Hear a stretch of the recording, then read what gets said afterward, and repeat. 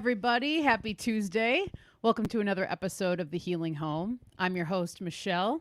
And as you see, I have my lovely guest tonight, Mario Garza, my man, my fiancé of Symbolic Studies. Here I am. Hi, Mario. How are you? I'm pretty good. How are you? I'm doing great. Thanks for being here. Yeah, of course. I'm excited for this one. Yeah, me too. I mean, we've both been really pumped about this one as we've been leading up to it. And you've got a lot of interesting things that you want to talk about with Saturn. So I do. And it's that time of year. And Saturn has kind of played an important role, kind of. I think it's played an important role in our relationship, actually. I would say that. Because we've bonded over Saturn over the years, and there's just some new information that's really crystallizing, I suppose, that I'd love to get off my chest. And I know you've been into what I've been sharing, with you as I've been diving into the subject again and everything else. So it made sense to do a show on it. Yeah, it's brought a lot of light to the darkness of Saturn. True. Which is one of the things we've been talking about. And I can't wait for you to divulge this information because when you started telling it to me, I mean, it made a lot of sense. It resonated, and I can see where you're going to be able to fill in some gaps or pull on some new strings, we could say. Absolutely. When it comes to talking about Saturn and Capricorn, what Saturn means, its origins, its symbolic significance from a different perspective. So, before we get into it, I want to say hello to everybody out there in the chat. We're probably going to keep the chat off for this one. It's on, so feel free and put comments up, but we'll go through the chat towards the end of the episode. So if you have questions or comments about anything, please feel free and put them up, and then we'll go through it at the end there. Thank you to all the patrons out there. You guys are awesome, and the Patreon community within the Healing Home sphere is growing, so we are both very grateful for that. The support really means a lot, and it really helps us to keep going and help us continue to achieve our goals and to just keep on keeping on with all this information and content and all the great things that we're doing over here in the Pacific Northwest for y'all. So michelleshealinghome.com for anyone who hasn't been there before, or if you're wanting to know anything more about me, my offerings to join the newsletter or the Patreon, you can do that all at the website. And yeah, that's all of you guys are up on the screen now. So thank you to all of you guys, all the recent patrons that have jumped on over. Very grateful. For sure. Many thanks, guys. We appreciate it, as she mentioned. But yeah, there's a lot to get into with this one. It's a pretty big topic to cover, but I feel prepared. And I was on a show recently. We talked about Saturn, and I had my Capricorn mug. I usually have my Capricorn mug, but there it is. Once again, let's see there. It's in tow. So I think that's going to assist me throughout this whole entire presentation. Yes, it will indeed. And so I want to first start off with, for people who don't know you, which some people may not know who you are, just give them a little background on Symbolic Studies and yourself and why you got started with Symbolic Studies. Yeah, sure. So symbolicstudies.com is my website for people who are interested. And Symbolic Studies came out of me, I guess, wanting to share some of the insights that I was getting from my symbolic research. And I've always been a lifelong artist. For people who don't know, I've been a graphic designer for 20 plus years now. And that kind of came out of me, just essentially playing around with Photoshop. Before that, I was playing around with, pens and crayons and, things like that. I painted a little bit. And so I've always been very visual. I was always into photography and things like that. And I found design, and that really took me in, and that created essentially a career for me, But at a certain point, I kind of wanted to know a little bit more about maybe some of the colors I was playing with, some of the basic shapes I was playing with. And I didn't realize that you could actually get into symbolism. This was like foreign to me until I came across a book on symbolism, and I opened it up, and I was really kind of taken aback a bit, where I'm like, oh, wow, you can actually just learn about the symbolism of the cat or the symbolism of, whatever, the color blue, something like that. And from there, it was something that I always paid attention to whenever I went to the bookstores. And I just acquired dozens and dozens of symbolic reference books, over the years. And I found that some authors are better than others. There's kind of particular branches of symbolism, I guess you could say, or symbolic awareness that I tended to gravitate towards, over the years. And at a certain point, I found the tarot, and that just really opened me up to want to know more about like esoteric symbolism. And I realized while studying the tarot that I didn't really know as much as I thought I knew. And it's one of these things where everything is symbolic here. So we all kind of have an understanding of what certain things represent and what they kind of mean, Right. But there's layers to every single symbol out there. And so it's a deep, deep well, every single symbol. And when I started reading about the tarot, I just realized that I have a lot more to learn.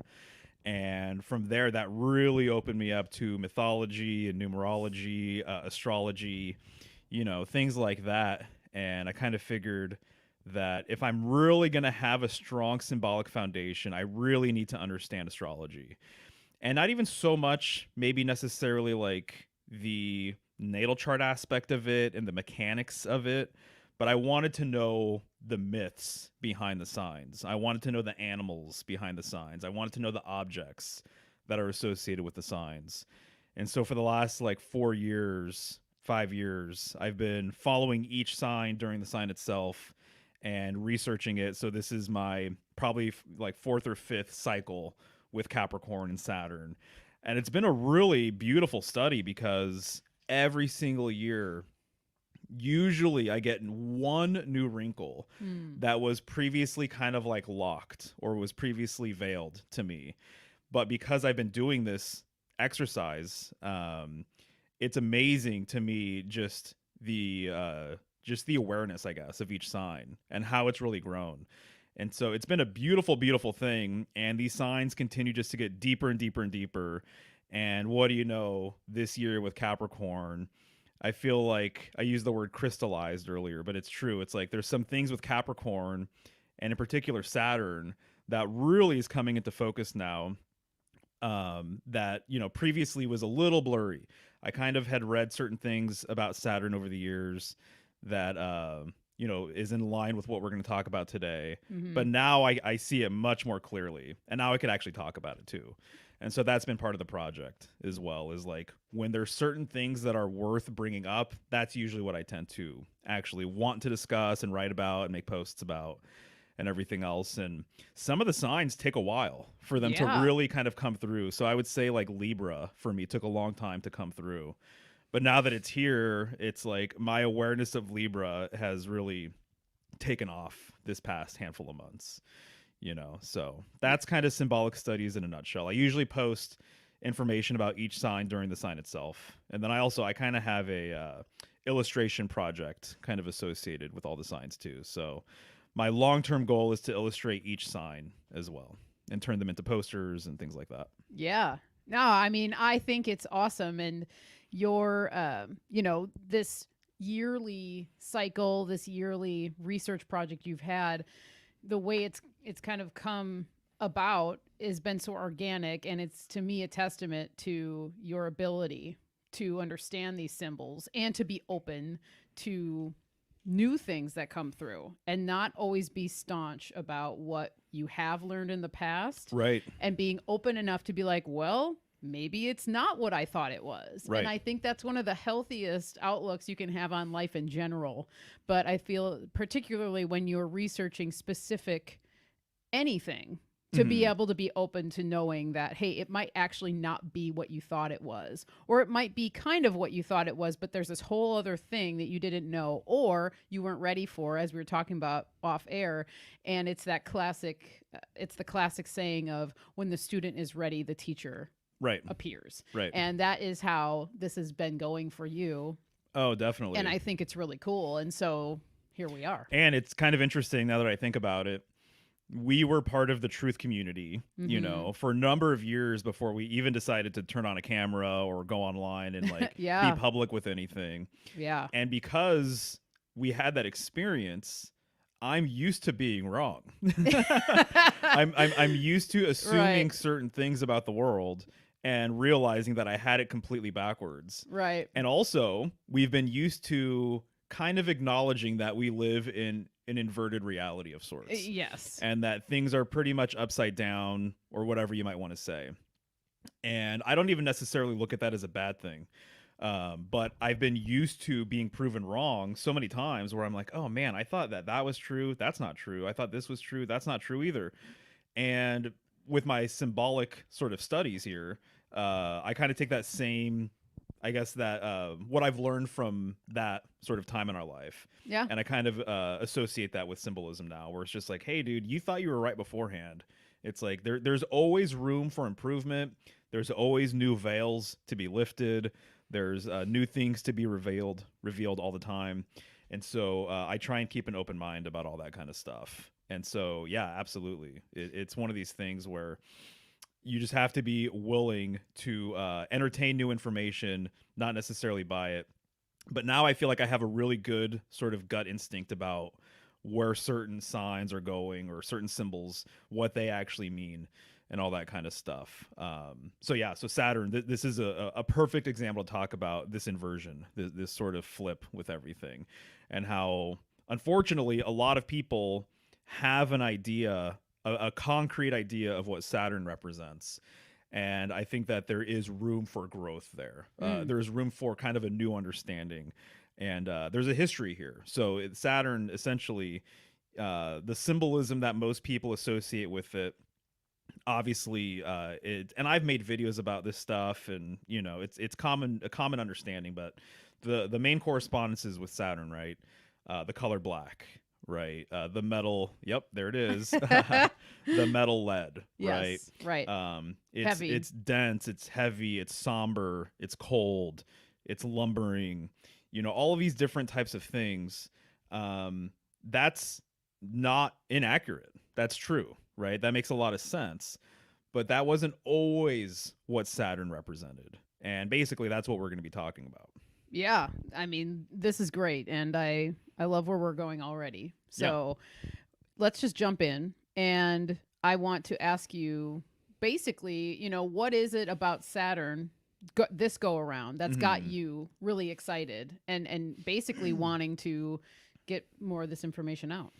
Yeah, so I would say a couple of things. One, my awareness of the symbolic landscape of who is actually worth reading is evolving, and it's changing. And so as I continue to do this project and continue to read, me, I enjoy a book. I enjoy a good book. And so because I've started putting out information online, one of the greatest benefits of doing that has been people's recommendations. You should read this, you should read that. Because I am also teaching students too, I've had so many opportunities to talk about, as an example, like the tarot cards, and different signs and planets and things like that. People come to me now and they want to have a session and they want to talk about a tarot card that they're really interested in. And so I have that chance to be able to really dive deep. And so I've recommended books to people over the years, and I've said you should really read, or if you're gonna have one symbolic dictionary, this is the book. But the most important thing to me is that they have an understanding of what I might call old world symbolism. So they have an understanding of what ancients used to see within a symbol. And that's why I recommend it, because a lot of new books don't have that kind of awareness. They don't have that kind of scope in mind. This book does. And so I've always been interested in that particular book because of that. And there are certain entries that you're going to read in that book where they just go a little bit deeper, and they have a little bit broader of a perspective, I think, over certain symbols. Well, it turns out one of the symbologists that really influenced the writers of that book was a guy named Renee Ganan. And so I've heard about Renee Ganan over the years, and I've always underlined his name and highlighted it and was like, okay, Renee Ganan, I need to finally like look into him. I need to finally like read his stuff instead of reading people talk about his stuff. And so even a book that I'm interested in right now that you got me actually a little while ago, that author, he references Renee Ganan. As I've been talking about polar symbolism, northern symbolism over the last, year or so, Renee Ganan has kind of come up a little bit more. And because he talks about some of that symbolism. And so I kind of made it a point recently to finally dive into his work. And I am like very impressed. And so this guy was born in the late 1800s, and he is a philosopher. He was a French guy. He converted to Islam, and he wrote a handful of books. And so I have to shout out at least the current book that I'm reading right now, right here. So Renee Ganan, Fundamental Symbols, the Universal Language of Sacred Science. And I just have to say, for my money, for what I'm interested in, he's just checking all of the boxes. And I'm like, okay, this guy is incredibly intelligent, and he has, like I said, he kind of has a old world understanding of symbolism. Mm-hmm. So he's going to go to a more primordial sort of place with basic symbols, the cross, the circle, the dot, things like that. And he has that kind of nuts and bolts foundational sort of understanding of these symbols. And he attributes a lot of basic symbols to the world axis. And not many authors talk about it like openly and plainly. And so I'm on a hunt right now. Any author who is talking about the polar tradition, is talking about the world axis, the northern tradition, he refers to it as the primordial tradition, but it's the same tradition. Right.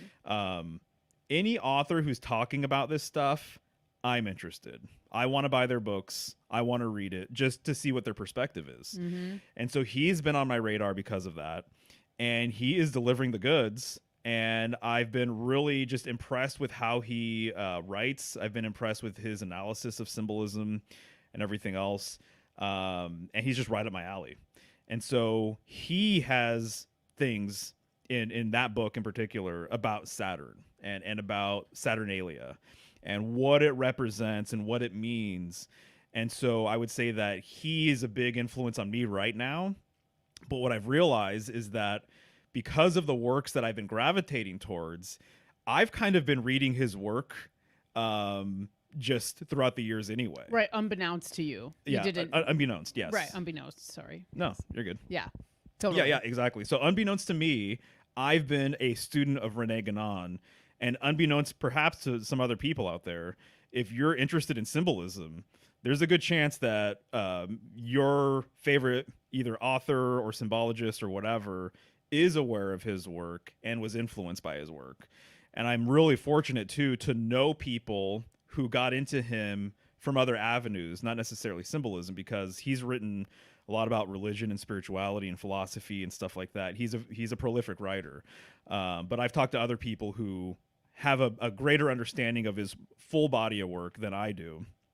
And, they have, very good things to say about him and everything else. So he has basically, with his work, essentially, kind of cutting to the chase. But it seems as though Saturn, which I've heard this before, but now it's really starting to become like a visible kind of like concrete thing that I can kind of grasp at. Whereas beforehand, I probably could have just repeated these words, but they didn't mean as much to me. But essentially, it seems as though Saturn was the main planet of reverence during a golden age. And that Saturn, as we know it today, that this is all the symbolism that I mentioned earlier, the color black, the somberness, the heaviness, Saturn eating his children, all of these different types of things, that really is a fall from grace for Saturn. And that this wasn't Saturn's sort of associations early on. Okay. And so when Ganan talks about Saturn ruling the golden age, this golden age, he also refers to as the Hyperborean age or the primordial tradition, which if people have been following my work, you'll know that this basically relates to polar symbolism, which he also calls axial symbolism, which I was even calling it axial symbolism before I realized that he also called it axial symbolism, because that's what polar symbolism is all about. So just to recap briefly about that for people who are unaware. So it seems as though humanity, has lived through several major symbolic ages. We currently live in a solar age. This was preceded by a lunar age, which was preceded by a polar age. And the polar age, it's obvious with the solar age, what's the main sort of luminary, right? It would be the sun. Right. The lunar age, what's the main luminary? It would be the moon. Well, what does that mean for the polar age? Well, it's the pole star. It's the star of stars, in my opinion. It's Polaris. It's the North Star. And so the fixed stars during the primordial age were of more significance, right? They were more important. And so people were more so fixated on the northern sky because there was one star in the heavens that everything revolved around, excluding the wandering stars, which would be the planets. But all of these stars revolve around one point in the heavens, and that would be the pole star. So it was the hub of the wheel of heaven, essentially. This is related to the idea of, people who follow my work know that this is just me kind of repeating myself. But people have said many times over that there is a true stairway to heaven, and it goes to the north. There's a lot of cultures who believe that your soul ascends to the north upon death, that the northern sky is the opening to other realms of existence, to other planes. And when you look at the mythology, it makes so much sense that this has legs to it. There's actual meat here. Right. And so over time, there has been a major great shift from polar symbolism, an understanding of the deities that are associated with this. So there are polar deities. I would say, too, having an understanding of what I refer to as living in a polar system, to now living in a solar system, in a solarized world. And so that's been the great shift over the ages, from polar to solar. And so when this happened, people's perspectives changed, people's spiritual awareness changed. The center that people focused on also changed. So there was actually literally a pole shift away from this sacred center. So again, when I refer to the polar tradition, the northern tradition, the primordial tradition, I would even say by extension, I've said this before as well, the Typhonian tradition, the Sabian tradition, the Draconian tradition. It turns out that these are all the same traditions. It's just the old tradition. And the old tradition was way more about this sacred center sort of concept.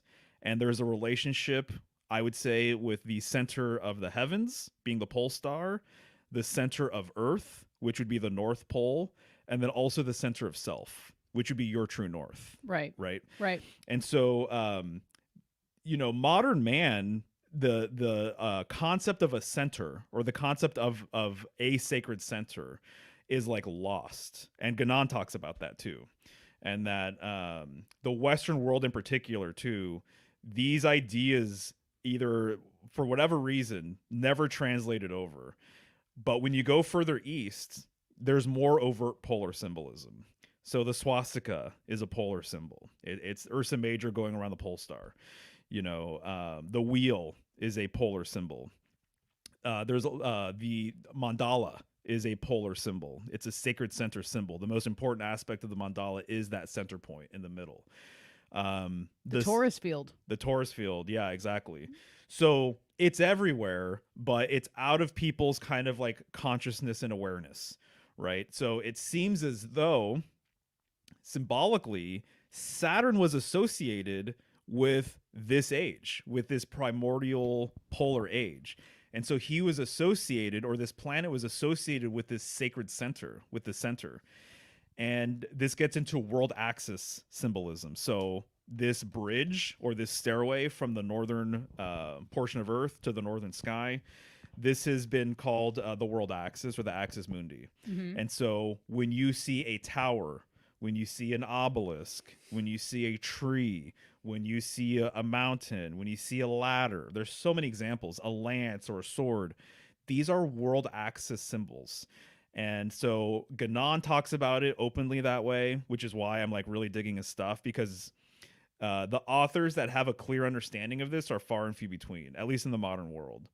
And just to be clear too, I've read books before him that clearly talk about it this way too, about all of these different things being world axis symbols. The other author I'm thinking of, his name is John O'Neill, and he wrote a couple of books called The Night of the Gods. And so I've talked about his material before, but that is where it's at. Polar wisdom is the wisdom of the ages. And so Saturn was associated with that. And even, people like Kenneth Grant have mentioned this. It's out there. You have to really be, interested in the information to kind of like get some of these gems and pull them out of some of this material. But I believe it was either Kenneth Grant or Ganan talking about the fact that at one point, Ursa Major and Ursa Minor, because they look very similar, there's 7 stars to Ursa Major, 7 stars to Ursa Minor. Saturn, under the traditional system, was the 7th planet. So it was the furthest planet out, right? And so it was said, and I have it highlighted in some of my material, that there was an understanding that Ursa Major, to some people, which there have been many correspondences for Ursa Major over time, and this is kind of an interesting thread too, is that it seems as though people had more of a very local reference to the 7 stars in the northern sky. So they've been called the 7 stars of enlightenment, and they've been referred to as, plows, wagons. They've been seen as like fish, reindeer, dippers, vessels. Yeah, the thigh of a bull. It kind of goes on and on. A newer reference that I've picked up while doing this research is actually the sickle. And Ursa Major, there's a lot of, it's a whole weave to unpack, to be honest with you, but Set and Typhon, and not necessarily the Greek Typhon, but Set and Typhon have a very potent storyline and series of myths that relate to the northern sky. And he includes both of them as corresponding with Saturn. And so these deities that associate with the northern sky, from what I can understand, these are the more primordial gods. So the oldest gods that you're going to come across are associated with the northern sky. In today's world, obviously, I love astrology, but we're dealing with the path of the sun. We're dealing with the ecliptic, right? Those are the constellations we're talking about. So any of the 12 or 13 signs, they're along essentially the path of the sun. That's a later reverence. That's actually more of a modern reverence. As old as it is, it's not as old as deities that were associated with the northern sky. And so there's that whole correspondence. And so Saturn really relates to this primordial older god. And there's a lot of myths that actually pretty much overtly talk about this. That Saturn is an old god, which is why we associate him now with being an old man. Right. Father Time. Right. Having that scythe, having that white beard and everything. And so symbolically, I see what's being said, but this wasn't always the case, in my opinion. I'm starting to have that kind of understanding that this actually wasn't always the case. And we can unpack some of that, during this conversation here. But those are a few thoughts off the top of my head regarding some of that stuff based on your question originally. But yeah, there you go. Well, this is a really great place to start. And you did a good job of just kind of giving a little bit of a background of where you're coming from too, for people that maybe haven't heard you speak of this before. And the first thing that came to my mind when you started talking about this and told me about the primordial tradition and the connection to Saturn, right away, my mind goes to the wise woman tradition, the folk tradition of healing. And for anyone who missed our episode on the 3 healing and symbolic traditions, you can find that here on the Healing Home. We did a whole episode basically bringing those three traditions and comparing them. So the three traditions of healing and the three traditions of symbolism, and linking them together, and how actually closely knit they really are. Yeah, right. And so when you brought this up, thinking about it from that perspective, the primordial tradition, wise woman tradition, when you said it has its roots in Saturn, or Saturn basically is the ruler of this tradition, it totally like made so much sense to me. Yeah. And clicked in so many levels. For anyone who has studied the wise woman tradition or the folk tradition could easily see how this is basically totally related. Yeah. You know, because we're talking about the basis of healing. I think of root medicine right away. I think of the void. I think of blackness. I think of primordial mother. I think of the natural instinct of a woman to be a medicine woman, to be a healer, to form herself into a crone, to have that journey. And that to me all aligns so perfectly with Saturn and the lessons that come within this, and how the wise woman tradition is more about taking responsibility for your own health and then helping others to do the same. So it is all about self. It's all about lessons. It's all about experience. And anybody who is in that field of healing understands that you learn the most when you go through something. Right. You learn the most that you can impart on someone else when you've gone through the ailment, and then you figure out some of the ways to you know, find workarounds with it or to heal it, and then you can pass that on.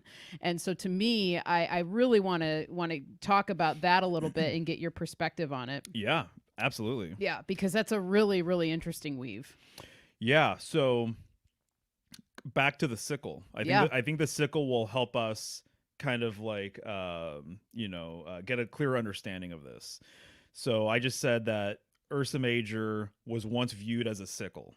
And so it's interesting. There's actually a lot of blade symbolism that I found associated with Ursa Major. And so you can almost envision two blades going around the pole star. And so this would be where a lot of circumambulation rituals come from. So there's a lot of rituals around the world where people are going around, spiraling around, revolving around a central point of pivot, right? The central axis. And you'll see this from native cultures to like, you know, some of the biggest religions in the world where they have this idea. So just very quickly, I think of like the various Native American groups that go around, you know, the First Nations. I'm not sure. Going around Central Fire, right? So dancing around a Central Fire. And so that I've read has literally been a reference, openly acknowledged reference of the stars of Ursa Major, or the fixed stars rather, going around this central point of pivot, right? That they're emulating the night sky when this occurs. I'll bring it up later on probably again, but the Kaaba cube in Mecca, going to Mecca, going around, circumambulating the Kaaba cube 7 times. There's the number 7 again. This comes up all the time. Right. Or even the Tefillin ritual in Judaism. So wrapping your arm with this black leather strap 7 times. That's the traditional number. You can do less, you can do more, but 7 is what I've read as like that's the traditional amount of times you want to wrap your arm with this black leather strap. And so this is a thing going around this central axis. Like this is one of the oldest rituals you can kind of find, basically, in my opinion. And it mirrors the northern sky. It mirrors the stars going around the pole star. Okay, so if Ursa Major is a sickle, it means that there's a sickle going around the pole star. Woman has always been associated with the blade. That arguably, it's really interesting that this could be perhaps another inversion. I don't know. But, you know, today when you look at blade symbolism, it's really easy to think, oh, well, that's a symbolic reference to like, it's like a phallic symbol. It splits, it divides, it it penetrates, it pierces, so it breaks things, it severs things from itself, right? Well, an old world understanding of blade symbolism is that it actually heavily, very strongly relates to the feminine, and that woman has been thought of as being split because of her genitalia, that there's like an opening in her body, a split, right? So almost like she got cut, right? There's older myths about like Tiamat, as an example, being cut in half, and that we exist or we live within the body of Tiamat, right? And sometimes it is associated that the thing that splits woman is more masculine. But woman has been associated with the blade, even as someone who is like domestic and interested in, creating things and things like that. You need to have a good knife. Yes. Right. And so you Crucial. you need to have a good knife. If you're going to be a gardener, if you're going to be a cook, if you're going to like have a home and be domestic, you need to have a good blade. Right. And so the blade is very important. There's a reason why Lady Justice holds a knife or holds a sword, rather. And so she generally holds one sword in one hand, and then she holds the scales in the other hand. This is the 7th sign of the zodiac, so there's the number 7 again. And then Libra is even, Saturn is exalted in Libra as well, which I think is interesting. One of the breakdowns that I did with the Justice card and Libra is that it's very interesting that a lot of decks, it's super subtle, but it's there. A lot of decks will show Lady Justice, and she's wearing her sort of gown, but her legs are noticeably open. Ah. Okay. So this openness relates to this split sort of idea, right? That the sword corresponds with. The sword divides things. And so even for me, I associate the 4 mathematical functions with the 4 elements. And so addition would be earth, multiplication would be fire, subtraction would be water, and division would be air. So we're dealing with air symbolism as it relates to the sword. So it's this division sort of concept is actually, there's a feminine aspect there, this splitting from the 1 into the 2. And so showing her legs being open and split, it's implying symbolism that relates to the blade, in my opinion. It's implying symbolism that relates to the sword. And so if people are interested in that, I've done 2 shows about Libra and how Libra relates to the world axis, right? And so it turns out the world axis, with its, all symbols that associate with it, the sword is a very, very potent symbol that relates to the world axis. And actually, my claim in some of these Libra videos is that the scales of Libra it's actually a world axis symbol. That the vertical axis of the scales is what allows the whole function to even operate. It allows the whole entire system to operate and actually be functional, right? So you need that vertical axis in order to have that point of pivot, in order to weigh the scales, right? So again, on the Justice card, you usually see a figure, Lady Justice. She's usually in between 2 pillars, so she is the central pillar, right? She has that sword. That's another central pillar, world axis symbol. She's holding the scales. That's another world axis symbol, in my opinion. The reason why so many symbols go back to the world axis and go back to the center is because, in my personal opinion, everything comes from the center and returns to the center, not unlike a torus field. Right. So that's just like the basic symbolism. If you get into center symbolism, that's what you're going to find. That everything is expressed from one place, but it also returns to the same place, right? And so so the blade relates to, in a more esoteric, veiled sort of way, it relates to the divine feminine, actually. So the sickle being up in the northern sky, to me, relates to this sort of concept. And there's a lot to be said about kind of the primordial goddess being associated with the northern sky as well. And she's sometimes referred to as the creatrix, and she is associated with these 7 stars. And basically, in the northern sky, there's a lot of god symbolism, but there's a lot of goddess symbolism as well. And I'm kind of inclined to think now that earlier on, it was more so related to the feminine, actually. And then later on became more so associated with the masculine. And I think that the symbolism with the scythe and with Saturn, basically the same thing. That earlier on, this is more of a feminine planet and this was more of a feminine tool. But now later on in the modern world, you generally associate the scythe with Saturn and the sickle with Saturn, and the sickle and the scythe being used to harvest like souls or people, so you tend to have these more negative, heavier associations with the sickle and with Saturn, but it appears as though that wasn't always the case. And then I also just want to say that one of the glyphs for Saturn is basically a sickle, but when you really get into it, the sickle was more of a primordial feminine, dark mother attribute than it was more of a masculine thing. So I think that kind of completes the picture a little bit, perhaps. Yeah. More so. Because your main question was basically it relating to the primordial and wise woman tradition and how, right. How that all ties in, which to me makes a lot of sense. And I'll say, I don't find the symbolism of the harvesting of souls to be a negative thing, because and to me, it makes sense that would be more feminine, because she is the creator. Obviously, you need man and woman to create a right. life. But in these old myths about, immaculate conception, virgin births, and how this whole realm possibly was created, to me, it makes perfect sense that it would be scythes that are seen in the northern sky rotating, and they are harvesting souls. But while souls are being harvested, they're being created. So there's that back and forth, that balance, that beautiful balance that always happens and has to happen in order for things to run smoothly here, in my opinion.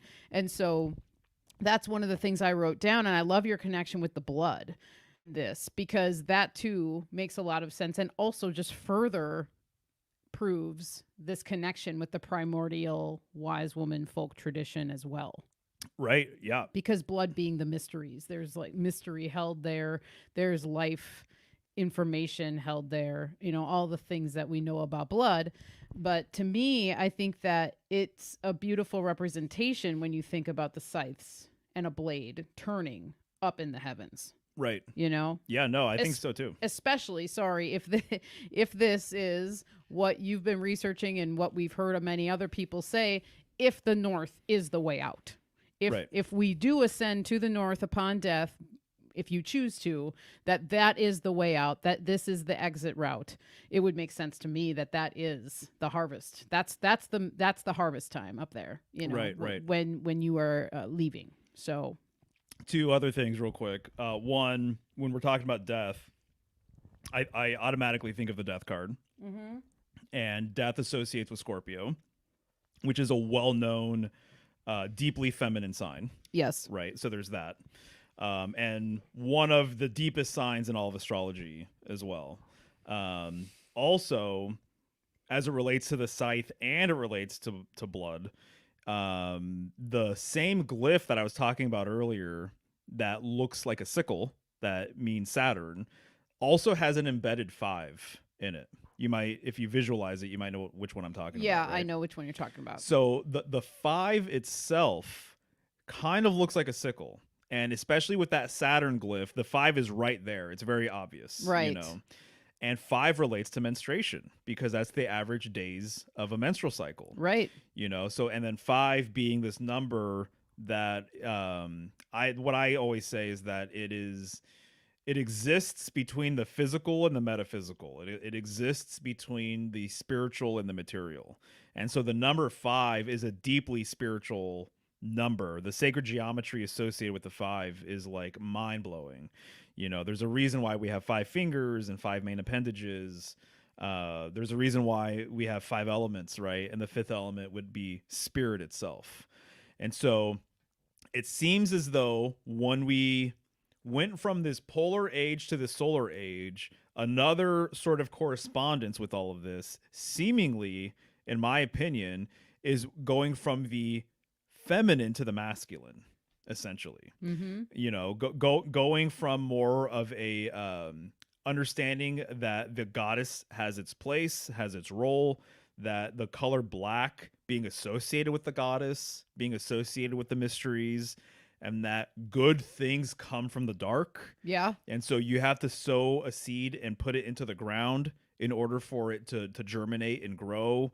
Obviously, when it comes to child birth and everything else, it's like, the embryo grows in the womb, in the darkness of things, and then it comes to the realm of light, if you will. And so, so nowadays, when we think of a lot of these heavier sort of symbols, if maybe if you didn't do your research or you didn't know any better or whatever, you would just think, oh, well, that's very Saturnian, and Saturn's an old man.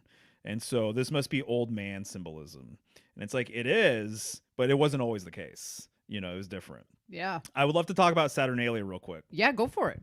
And so basically, one of the things that I've repeatedly read about Saturnalia is that there's an inversion, and that slaves will turn into masters and masters will turn into slaves for a period of time. And that literally, like, people who were prisoners would be partying with like people who were like maybe higher up the pecking order. And that it was kind of this time of inversion. So things were kind of like flipped upside down. Things were kind of twisted and kind of chaotic and everything else. And according to Ganan, what he says is that it is literally an inversion. It is part of the fall from grace that Saturn went through, and that it's symbolic, he says, of Saturn's awareness being flipped inside out as well. And that we associate kind of this chaotic nature. And I know when I say Saturnalia too, it's I understand that there's a sort of deep well here, and that there's many layers and expressions to this holiday, and it's evolved over time, and there's different regions that had different practices of what they did and everything else. But there's a very debaucherous, obviously, aspect of Saturnalia. Yes. With what people are up to, what they were getting in on, and all that kind of stuff. But he makes it very clear that this is a representation of Saturn's fall, essentially. That's why things are inverted. And, his golden age persona, or their golden age persona or essence or whatever, is kind of being, in a way, it's almost like his good name is almost being kind of like dragged through the mud with these, rituals and this kind of participation. That the reason why Saturnalia and this inversion kind of chaos exists is because of that fall. And so I thought that was very, very interesting, basically. And that it seems like there's something to that, I would say. Yeah. And so Saturn wasn't always viewed in this kind of light. This is a more modern sort of idea, but to people like us living in 2024 now, we look at something like Saturnalia, and if people were being debaucherous and everything else, I don't know, I guess part of me for a long time has always been like, oh, well, that's just like what people do. And it's just how they decided to like let loose and let off some steam and everything else. It didn't necessarily occur to me that this is a symptom of a golden age having fallen.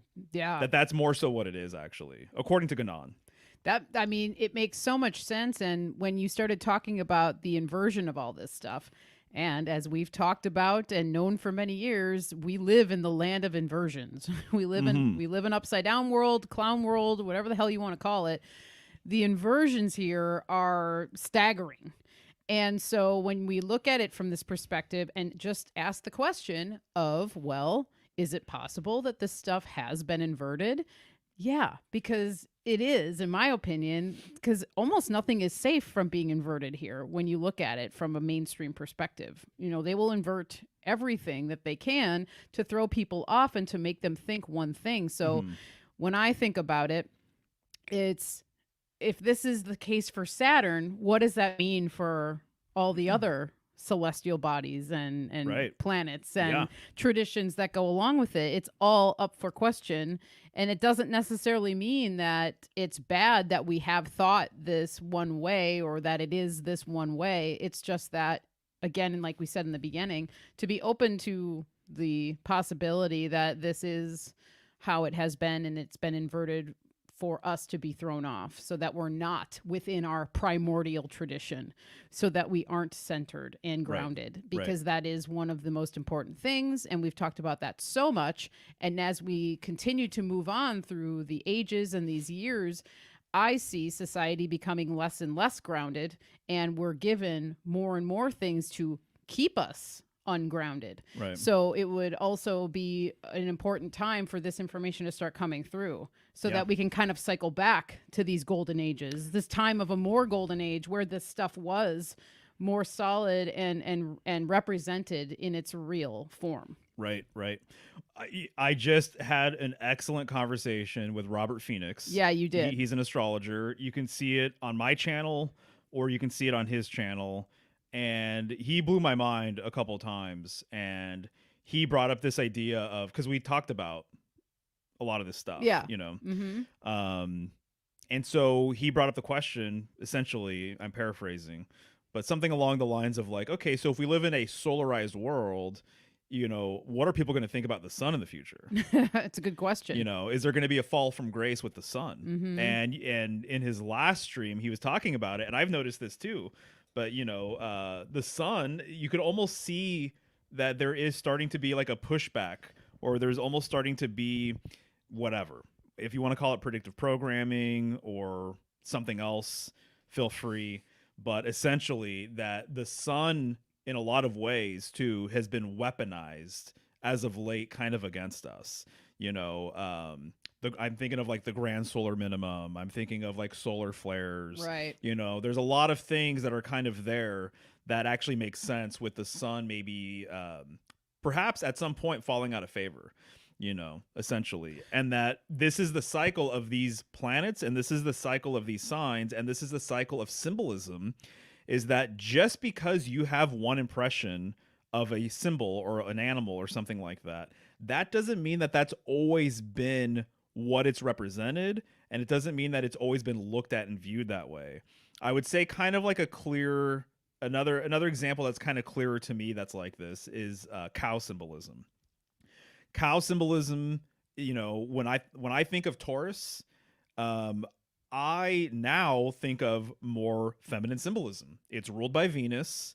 I think of the sacred cow, and I think of the cow giving so much and asking so little in return, just like a mother, right? So from the milk to, you know, its hide to its meat to like everything, that was its old understanding of things. And so to me, Taurus was more of a feminine cow.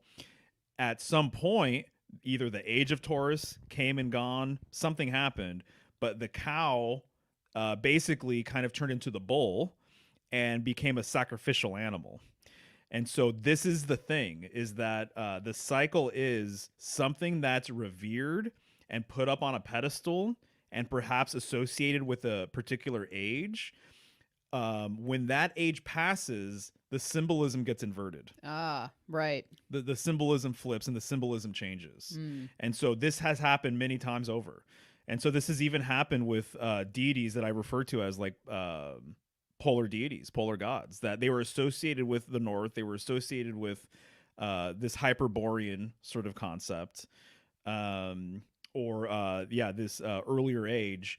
And then over time, they now have been associated more so with the sun. And so now, you know me, I mean, over the last handful of years, one of the things that I wouldn't say it necessarily drives me nuts, but I see it all over the place, that so many people associate everything with the sun.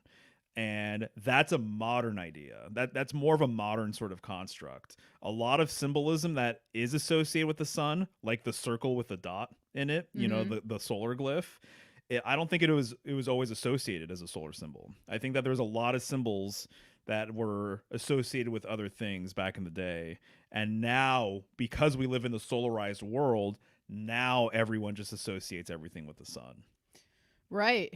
Well, and you talking about the sun perhaps falling out of favor or what have you, if you look at it on more of a physical level too, and if you subscribe to the theory of them making weather and spraying chemtrails, what are they physically doing with that? They're literally blocking out the sun. Right. So are they is there some sort of conditioning happening on there's conditioning on multiple levels with that, in my opinion. And I don't think it's a theory. I think that they're actually doing it, but it's like when you think about it from that perspective, they're literally physically doing that in our world, like actively. So what on a subconscious level are they trying to implant in us when they do that as well? Right. Not only are they who knows what's going on with it really, and I don't pretend to understand, but to me it's a very deep seated sort of thing that's happening there, and that's the first thing I thought of when you talk about that. So I think that there's something to be thought on when it comes to that as well. Yeah, no, exactly. If we just sat down with a piece of paper and started thinking about it, there's probably all sorts of things that we would pick up that are kind of in line with this general sort of idea. Yeah. And so that's the thing. Things just change. Things change over time. So things evolve, things grow, people change, their opinions change. Hopefully. And so it just seems like with symbolism, that's what makes it kind of tricky, I think, for some people, is that, wait, I'm reading over here that it means this, but I'm reading over here that it means that, and then also this. And then you might have your own opinions about what it might represent, and so it sometimes it's kind of hard to integrate some of this information, so it sometimes too, it takes me a long time to finally come out and talk about stuff like this, because I don't think I've really expressed a lot of this stuff to people. It's more of a new wrinkle as we're kind of talking about. So, but it seems as though that it just makes all the sense in the world. I'll say that another thing that makes me think that this is the case, this golden age, Hyperborean age, Saturnian correspondence, it makes so much sense. I mean, just to look at the devil card, the traditional devil card. It's not uncommon, which is ruled or corresponds with Capricorn, which is ruled by Saturn, right? It's not uncommon for the devil to be on a pedestal. And I love the Rider-Waite version because he's on a black monolith, essentially. And so he's literally on a monolith, like the monolith from like 2001, A Space Odyssey. And so he, just by standing on the monolith, he, to me, is associating himself with the polar age because he's associating himself with a polar axis symbol. And the devil card, the modern devil card, borrows a lot from Baphomet. And Baphomet has a pole in his lap, which is basically his penis. Sometimes they actually show Baphomet with a penis, but he has that pole. And then oftentimes there's, like, I think the main Eliphas Levi Baphomet illustration, there's the twin serpents going up that pole, just like a caduceus. Right. I've talked about it in my Libra axis videos. This is a world axis. It's the world axis in his lap. And then there's a dome over that phallus. There's a dome over that pole. So this is the world axis, and the dome is the firmament, essentially, right? Right. And so the devil is associated with the world axis, and with the cube. This is like a known correspondence, this black cube. The black cube, to me, is a symbolic representation of the world axis, or symbolic representation of this sacred center. And so the sort of substitute symbol for a black cube would just be the stone. And so the stone relates to Saturn symbolism like all day long, just the heaviness of a stone and everything else. And so this central stone is no different than a central mountain. And goats are known for climbing the mountain, so we're talking about goat symbolism. So even in some of the symbolism that's obviously related to Saturn and Capricorn, the sea goat, that's what the goat is known for. The goat is known for ascending that mountain. You will see a very proud goat on top of a mountain in Geoffrey Boschart's Capricorn illustration, right? So the goat has this ascension concept related to it. Right. The same way the sacred center has this ascension concept related to it.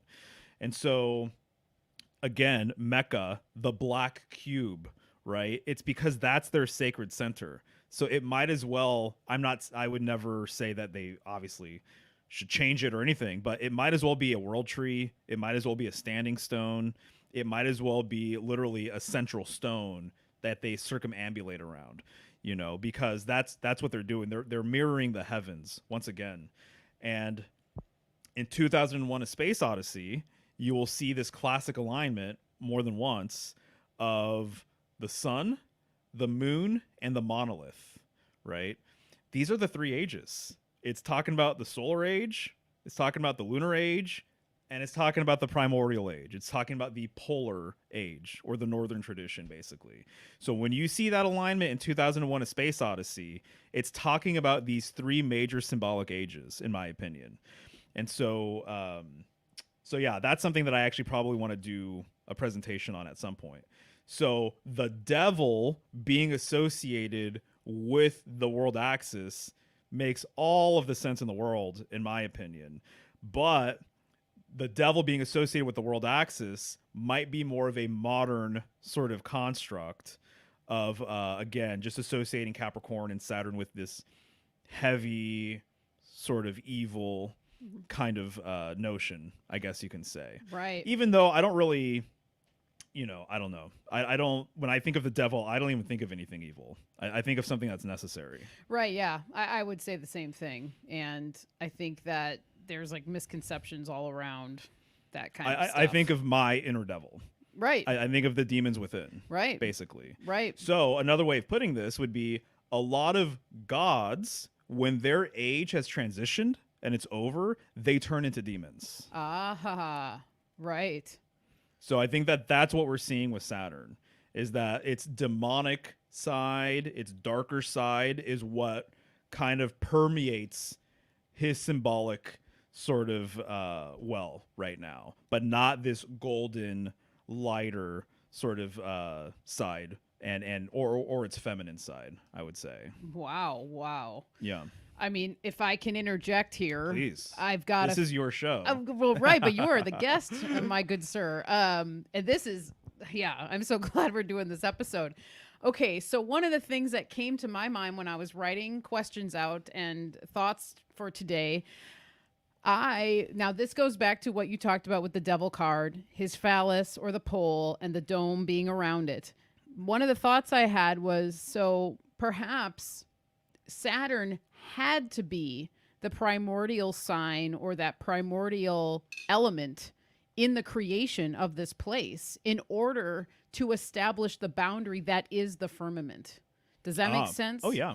And so that came to me and I wrote it down, and, boundaries are super important, obviously. Mm-hmm. And so I think that boundaries would be the basis almost of this place, that it would be a primordial lesson that you would need to have instilled in you, that boundaries are important. And the foundation and fundamentals of creating boundaries, of strengthening boundaries, of knowing when to put up a stronger boundary or to open your boundary or what have you. But that's something that came to mind with that. And then as soon as you said it with the devil card, to me, It made a lot of sense. So want to throw that into the bucket. And then also something that comes to mind is the idea of the monolith and that being representative of the primordial polar age. And what if we are moving back into the polar age? What if we're going through a shift right now and we're heading towards, now this could be hundreds of years down the road and we might be long gone, at least in this form. What if we are on a slow trajectory to the primordial age, polar age, and the monolith, which is the phone, which is the screen, is our little subliminal clue that we're there. Right. And the screens are becoming more prevalent and more necessary and more used and more enamored and more addicted to, and all the things that you want to say about it. Right. Just a thought. Just throwing it in. So, let me talk about the boundary thing and then hold that thought, because we could talk about that too. Yeah. And I don't want to throw you off from your points, but no, this is good. Okay, cool. So the boundary thing. So the way I kind of look at it, and I'm a perpetual student. That's one of the reasons why I called it Symbolic Studies. Right. It's like I want to help people with their symbolic journey, but I also want to help myself and continue to do my research and continue to put it out. And like I said, it's like when you put something out, you get so much in return. It's insane. Oh yeah. So it's like, because I started Symbolic Studies, I've gained so much from people sending me just different, videos and links and books and all sorts of stuff. And so, but about the boundary thing, so this is how I kind of perceive it. Just like a tree, just like a tree, which we've talked about before. We did a whole episode on the cosmic tree. Mm-hmm. I talked about tree rings, right? Right. The growth rings of a tree. Right. So everybody knows how the growth rings of a tree works, right? And so the oldest ring is going to be the one that's furthest out. Mm-hmm. The youngest ring is going to be the one right in the middle, right? Yeah. And so that means that when a tree is young and it starts growing additional rings and it starts getting thicker and bigger, that means that the original first ring is going to be the furthest one out, right? Yeah. So right. It comes from the center. Or just like a ripple, right? Right. So you throw a pebble in a pond. Think about stones now, but you throw a pebble in a pond, and then it breaks the surface tension. It creates one ring, and then another ring, and another ring. The first ring, though, that's created is going to be the one that's furthest out and dissipates first, right? Right. This symbolism relates to Saturn. It has to relate to Saturn. It even looks like Saturn. It does, exactly right. So it looks like Saturn. Saturn has its rings. It's well known for its rings, right? Mm-hmm. And so the symbolism that I get, and Robert Phoenix brought this up too, which I've entertained before. And again, I'm just the perpetual student. So what is actually the case? We can't go back in time and figure it out. But it seems as though Saturn may have been the first planet or the first sun. Mm-hmm. Or I've even entertained just the first star. And that there's symbolism relating to Saturn, and this comes from more of like the electric universe side of things. So if people want to do follow-up research, they can look into the electric universe and their kind of like cosmology, I suppose, and what they believed has occurred. I'm becoming more and more open to the idea that what we see and what we call our sky clock has changed over time, and that the wandering planets or the wandering stars, which are the planets, that the system that we have now that most people are used to, maybe this wasn't always the case. Yeah. Because some very intelligent people, when I've brought some of this stuff up, it's come up 2 or 3 times now in conversation. This idea that the moon at one point did not exist. Right. And that there are myths out there and storylines out there from old cultures that discuss a time where the moon wasn't even visible in the sky. So, like, what the hell is up with that? And then I know all of the different anomalous, random, mysterious things about the moon, too. And that seemingly it doesn't make sense. So, this kind of stretches our imagination a little bit. But there is something to be said about the idea of Saturn being the first. And just like the first ring, therefore it's the oldest. And so it got pushed out over time. And so then it became the furthest planet out. And so do the planets come from a central point? Does it go back to the sacred center idea of everything expressing from and returning to the center? So it seems as though Saturn may have been the first sun, which is interesting because the glyph for the sun, I've said before, is a polar symbol. It represents the central axis and circumambulation revolving around that central point of pivot. But it also looks like Saturn. It looks like Saturn from the top down. You look at Saturn from the top down, it looks like a bullseye. It literally looks like the Target logo, Right. So did Saturn occupy a central point, at some point way back when, and got pushed out over time? Is this part of its fall from grace? Is what I'm asking. Right. Perhaps that there's something to be said about that. Yeah. Was it the original sun?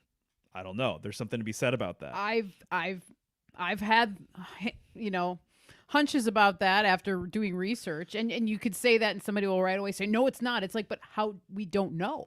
Right. We don't know 100%. Right. So the option of that being possible, I think, should be definitely considered when talking about this kind of stuff.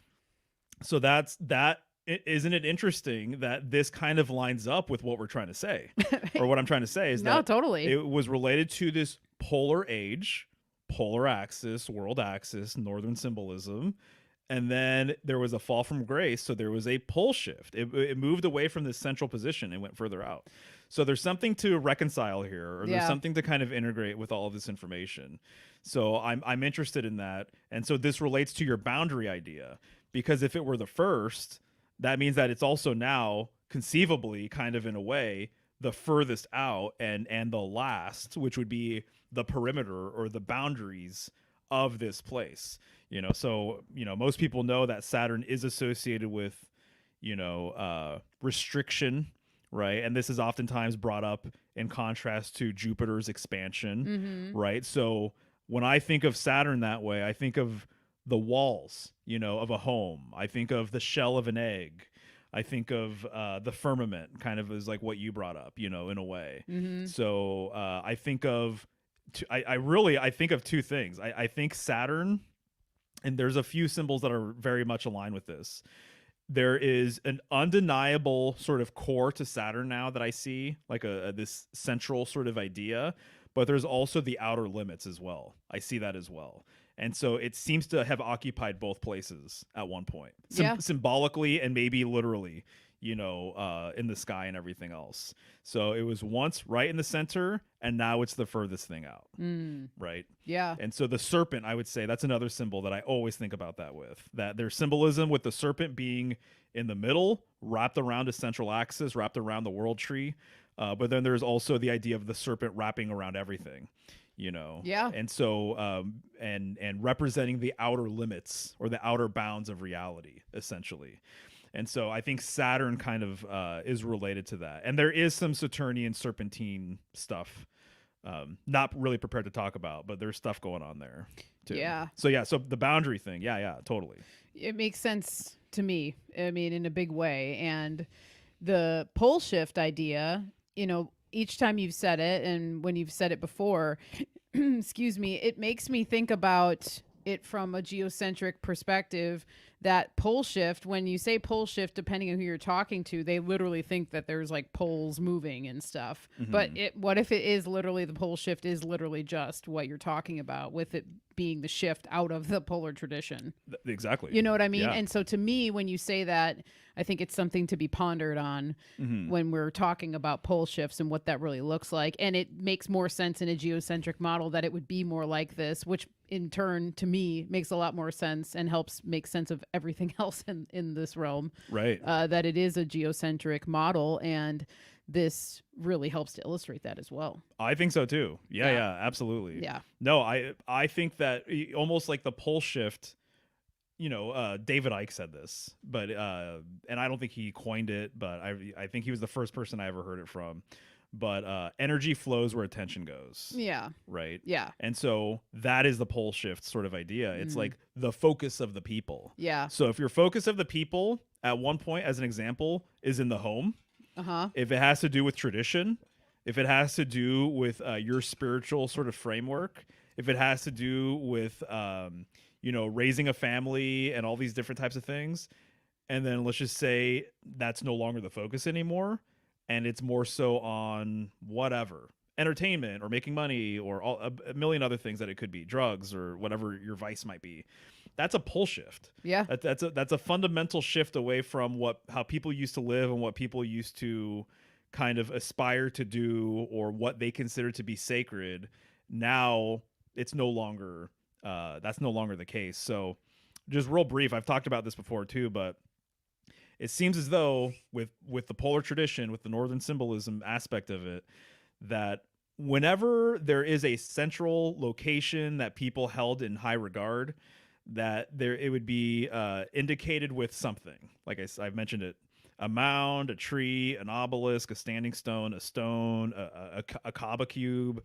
I would say Jerusalem, the Dome of the Rock. That's an example of one. But people have had these different sort of like central places of worship. There might be a temple or whatever. In Atlantis, if you follow Plato's Atlantis, it's a concentric ringed reality. Right. And there's like a temple in the middle. And so this idea of this place of worship, this holy of holies, it's not uncommon for that central symbol too, or like if it's a central stone, like in Jerusalem, there's a foundation stone underneath the dome of the rock, and there's a hole that goes down to underneath the earth. Essentially, it's like a symbolic of like the abyss. So this holy of holies, again, we're talking about ascension, potential hole, potential gateway, potential portal, right? Right. That this holy of holies meant everything to you, and it meant everything to your people. So your family tree was the thing that you basically held with the highest respect you could possibly have, because symbolically it represented your ancestry, it represented your spiritual foundation for everything, right? And so because it's a world axis symbol too, it implies all the things that I'm kind of associating with that. This bridge between heaven and earth, essentially, right? And when that is lost, that is what I've read, is that this is like the end of your spiritual tradition. People would be confused, they would be lost if it got destroyed.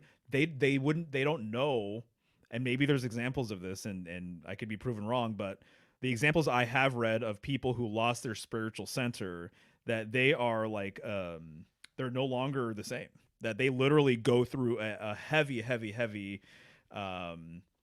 experience where they're just burdened, and they're no longer able to kind of have a focus or an aim or a goal or whatever.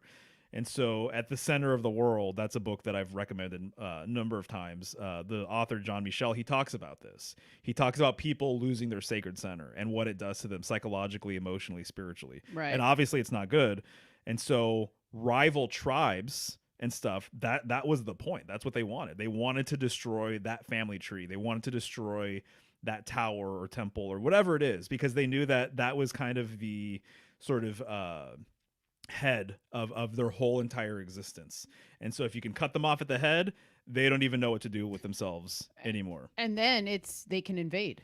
Yeah, and then they can invade and take over 100%. You know, and all the things which we kind of have seen throughout time and history and current age. Right. So we are, I would say, modern man, especially Western man. Maybe I'm wrong and it's just the whole globe, you know, or the whole world, rather. Don't want to get in trouble with some people for using the globe word, but it slips through every once in a while. We are people without a pole. That is where we're at. We don't have this concept anymore. We don't have anything that's kind of relatable that way. It's a lost science. It's a lost sort of thing. And so I think in a lot of ways we're people without a pole. So that's why for me personally, with the North Star stuff and the Sacred Center business, I feel like I found my pole now. And I think that it doesn't necessarily need to be a physical pole. It doesn't need to be a physical place of worship, you know, but I have a philosophical or a spiritual place of worship. I have a center, you know. And so I feel like I've identified my center through this. And so it's helped me find my true north, right, basically.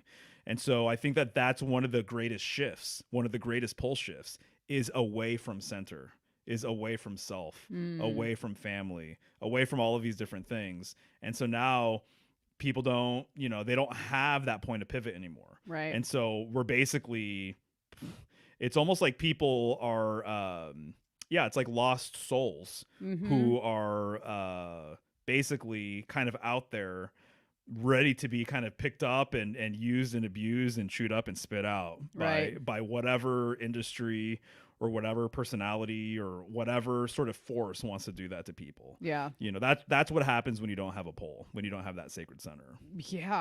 Yeah. So people who do have it around the world and they're like, hey, no, we still have this and we believe that this is where we came from. That's often a story that is associated with a lot of people's polar sacred center, is that this is where we came from, you know, and this is what we identify with.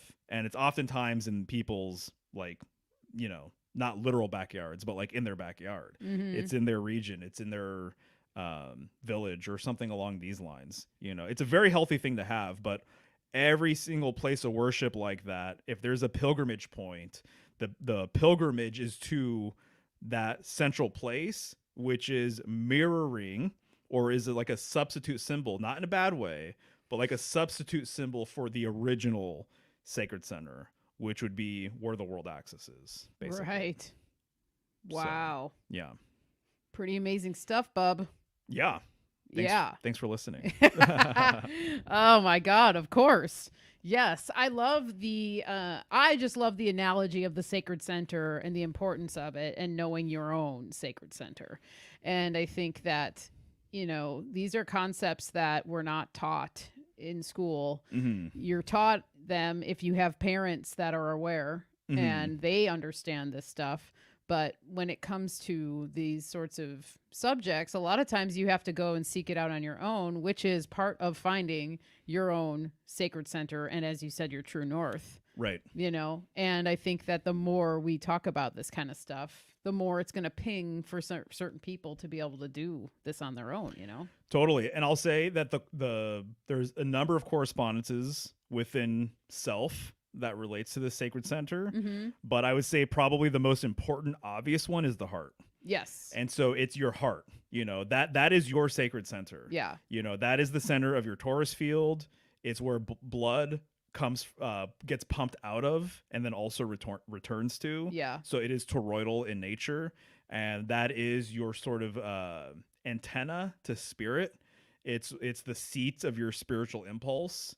And so I think that is something worth identifying, is that our spiritual center within is our heart, which makes all the sense in the world. Oh, yeah. In my opinion. But that's kind of the relationship I've built with the North Star stuff and everything else, is that when I think about this stuff and I even talk about it or whatever, I always have the heart-centeredness kind of in mind. And that'll lead you to your true north more than anything else, I would say. It definitely will. It definitely will. And it does all the time. Yeah. Yeah. Totally. So I think that is something that, needs to be remembered too when you're thinking with your head or whatever. Are you checking in and thinking with your heart as well? And kind of the concept of the third eye, your third eye actually being the heart. And that being a whole other way of looking at it. Not to say we don't have, a third psychic eye in the area of our forehead or what have you, but I do think that there's something to be said about looking at your heart in that respect. Yeah.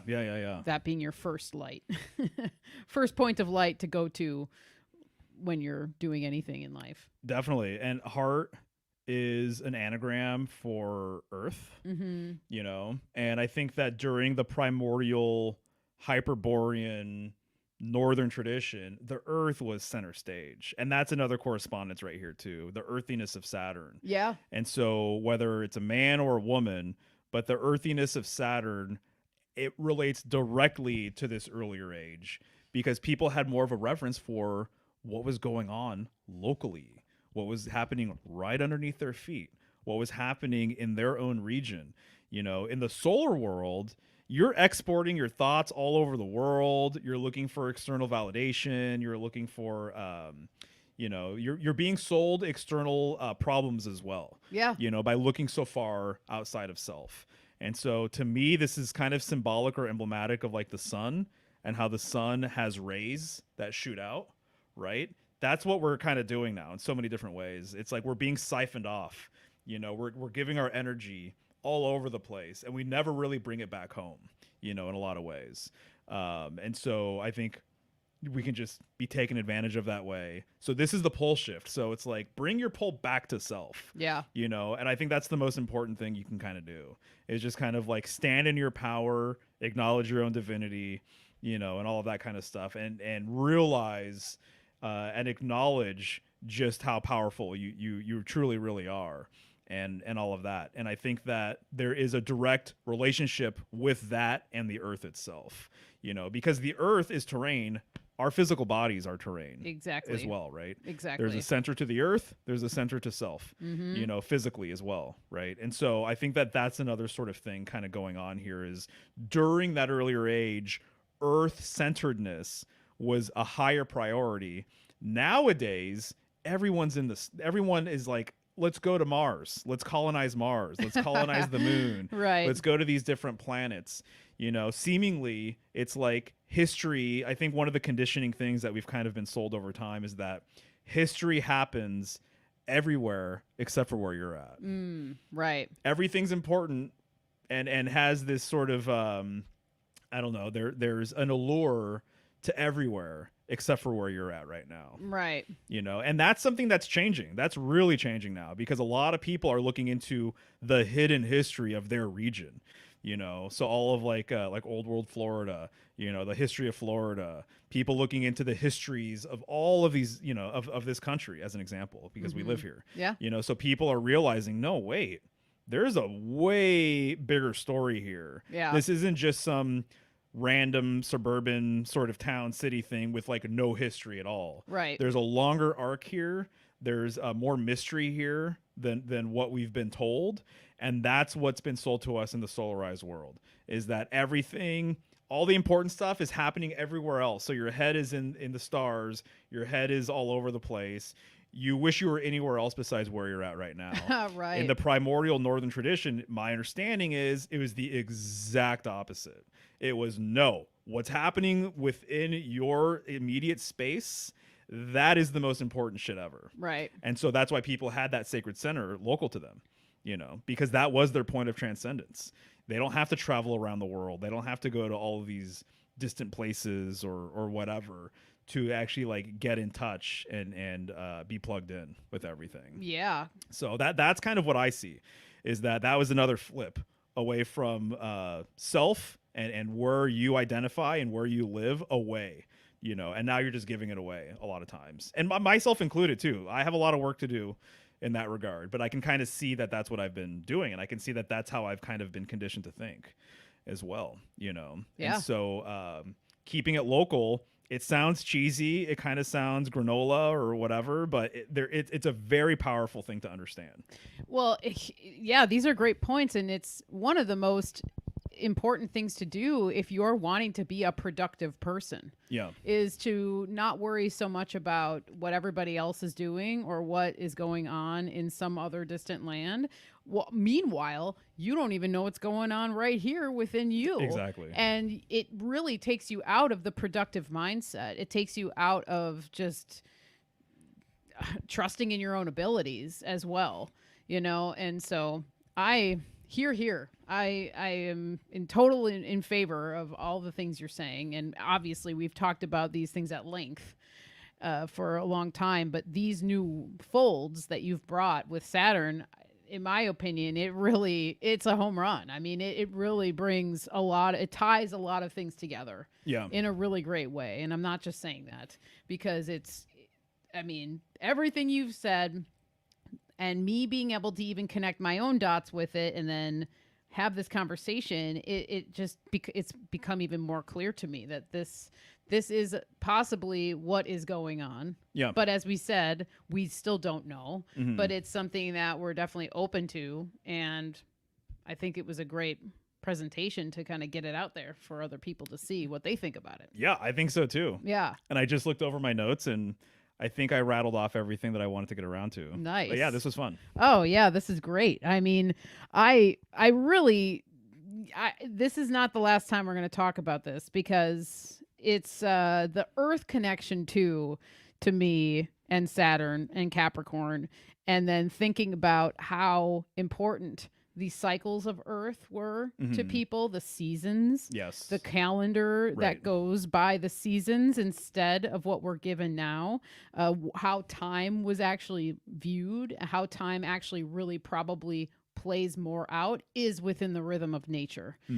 Is within the rhythm of that essence of Saturn and that primordial tradition, which is the wise woman tradition or the folk tradition, which to me just always makes so much more sense because, again, it's all about coming back to the pole. It's coming back to you, and it's on you. It's on you to figure these things out so that you can be better, to help other people be better. Totally. It's there's, I mean, so many more thoughts are coming to me or whatever. Yeah. But it's one of these things too, where it's like, you are your own Messiah. Yeah. You know, don't look for an external Messiah, and also don't look for an external scapegoat. Aha. So it's like, it's not about scapegoating other people. There's a reason why this is just another potential inversion with all of this, is this idea of a scapegoat. And so the idea of a scapegoat came about from people essentially putting their sins into a goat and then sacrificing the goat. Right. Mm-hmm. And so so they clean their hands of their own sins. Right. It's all gone. Okay. Yeah. What a great setup there. Yeah. And so there's even more stuff I could talk about with that. That's pretty disturbing. But anyway, so, not externalizing messiahs, not externalizing scapegoats. Regarding time, that's a whole weave we can get into as well, with the scythe and how it relates to time. Yeah. And the sickle and how it relates to time, because it kind of represents like one of the things that I've read that I think is interesting is the scythe and the sickle being symbolic of cutting periods of time. And that's kind of one of the things that's been associated with it, that it's related to time itself.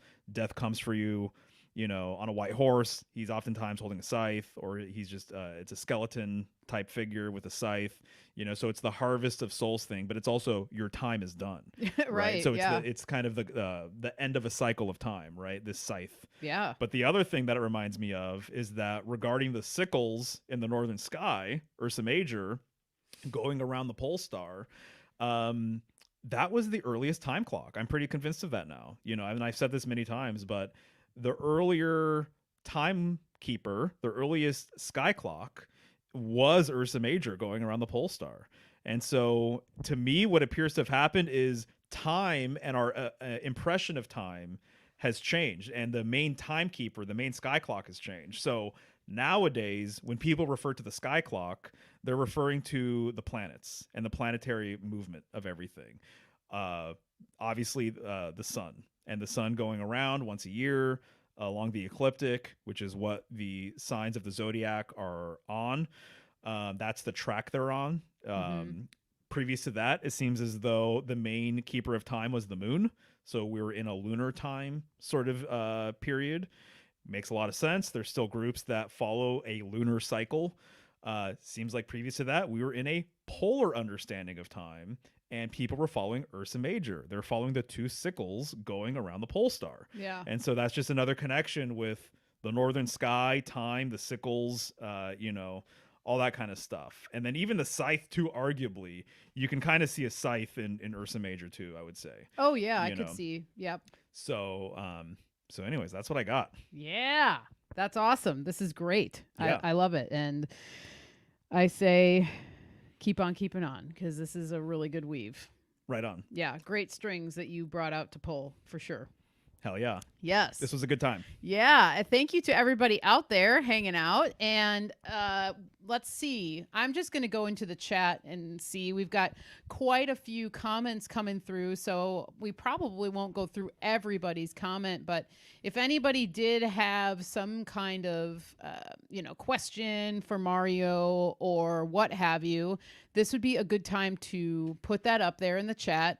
So do that if you like. Otherwise, thanks for being here. And I'm seeing some great people in the chat. We got Miri here. What's up, Miri? Artist Seer. We've got Gordy. What's up, guys? Thanks for hanging out. Hello, everybody.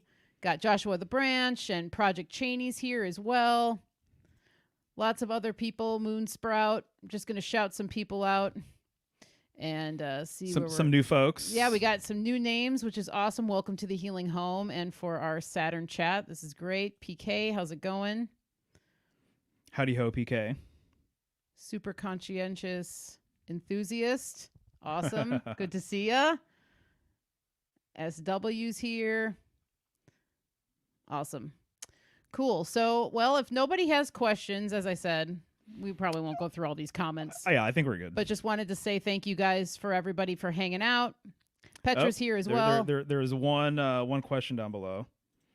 Beautiful blooms. All right, we got one question. Let's see what we got. Thunderton's here. All right. Gordy asks, Mario, what broke you of the Messiah thing for yourself? Oh, not looking for an external Messiah. I'm assuming, yes. Yeah, that's a good question. That's a really good question. Yeah, I mean, I would say probably, yeah. what did break me out of that? I mean, I feel like I've always been pretty independent, you know, as a person generally, and I've kind of been a person that has gone against the grain with a lot of things, and I just felt like people who were looking for an external messiah to help save them, it always seemed it never fit for me. I feel like it's almost, I don't want to say that this has always been like my lifetime sort of thing, but when I look back at my life, I feel as though that has always been the thing. I've always felt like I've needed no one was going to come save me. Right. You know, I've kind of always thought that, you know, that I needed to do things on my own accord, and that it was up to me to kind of figure it out. And I would say there was probably some pivotal stories in my youth where I realized that that was the case. Yeah. You know? Yeah. And so I think sometimes trauma will kind of assist you along that journey. As difficult as trauma is to endure, you know, there are blessings within all of that, you know? And so I feel as though probably going through some stuff in my childhood made me realize, like, oh shit, no one's coming to save me. Right. And then that's probably hard to deal with as a kid, but as I got older, I'm like, oh, actually, that is a good awareness to have, because so many people spend their whole lives looking for that thing or that person or whatever to kind of do that work for them, you know? And so, yeah, I'm gonna have to chew on that one a little bit. Actually, it's an excellent question though. It is, but knowing you, I would say that that's pretty, that's pretty accurate, because, you know, I even remember early on in our relationship when the way you even talk about musicians or celebrities is different than how a lot of people, myself included, even looked up to musicians in their life. Yeah. You always kind of had a very healthy way of knowing that, like, well, they're just normal people. And yeah. I can remember us having conversations about that. Oh, like you would put people on a pedestal. Yeah. You know, obviously we all have like favorite artists or bands or whatever, but I know for me specifically, as I grew up or even into my adult years, really put people on a pedestal and would have high expectations for people. And then you get let down when you either meet them or whatever happens. There's something that is just like, oh, okay, my perception of you is totally different than what I thought. And then you realize that these people are just like you, but they have special gifts that they share with the world, and it sets them apart from everybody else. Right. It doesn't necessarily mean, though, that they have it all figured out and that they are some messiah that wants to even be worshipped. Right. You know, and so I think that, you know, in our culture, we're taught from young ages to have these people that we look up to, and then you have religion and how organized religion can cloud these ways of thinking and stuff like that as well. Right. So, That's very true. Real quick, PK has one. yeah, I saw. All right, here we go. PK. Mario, Michelle, this was great to see you guys. Thank you. Mario, you familiar with any of Steiner's stuff, specifically on Old Saturn, Old Sun, Old Moon? Steiner is someone that I really need to, by virtue of the fact that, I mean, I've heard so much about Steiner over the years. I've talked to people about Steiner. I've done little dives, I would say, in the shallow end with Steiner. But I have not absorbed, like, by any means, any of his, like, larger works or anything like that. But from everything I've always heard, I really need to get around to it at some point. So in due time, I really do think I'm going to get around to Steiner and kind of just figure it out, because he's one of these people I can tell that I just need to give him his due diligence. And even just for my own personal understanding of why other people really like him so much and his work. Yeah. I need to do that. We've even had Steiner books around that we never got around to. Yeah, we have.